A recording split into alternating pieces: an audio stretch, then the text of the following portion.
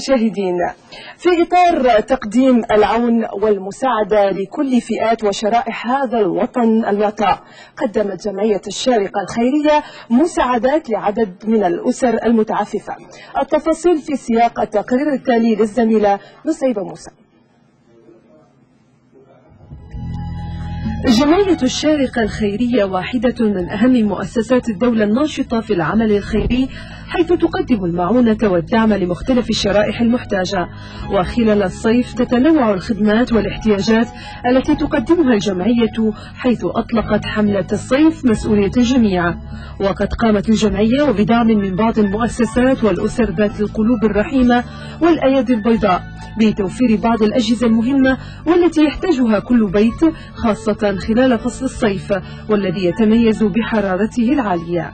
فأطلقنا على الحملة الصيف مسؤولية الجميع، بحيث أن نحن نفعل، ما تكون الدور مقتصر على جمعية الشارقة فقط، نشارك شرائح المجتمع كلها في هذه الحملة وتتفاعل. والحمد لله بفضل من رب العالمين السنة الصيف مسؤولية الجميع شاركت معنا منطقة الشارقة الطبية ومنطقة الشارقة التعليمية وشرطة الشارقة وهيئة كهرباء ومياه الشارقة.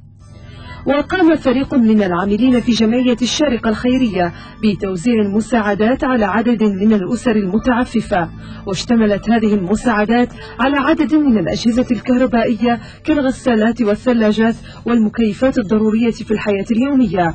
وقد استقبلت هذه الأسر المساعدات بسعادة غامرة ورحابة صدر، كونها خطوة مهمة في مساعدتهم على تحمل أعباء الحياة وصعوبتها. فأنا نسعى أن نقدم لهم مكيفات.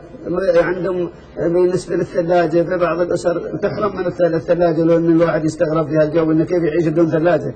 نحن عندنا أسر كثير مسجلة لا يوجد عندها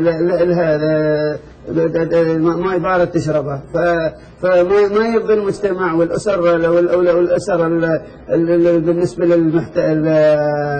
أقصد بها المحسنين، ما يرضى أنه ينام في بيته وأخوه المسلم الثاني ما توجد له ثلاجة ولا مكيف.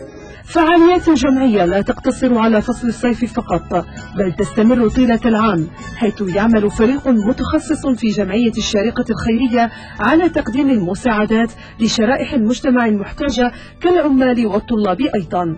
فكل يحتاج لأي مساعدة يتوجه من الجمعية، وإن شاء الله نحن بنقدم للدعم بعد دراسته مع أخواننا.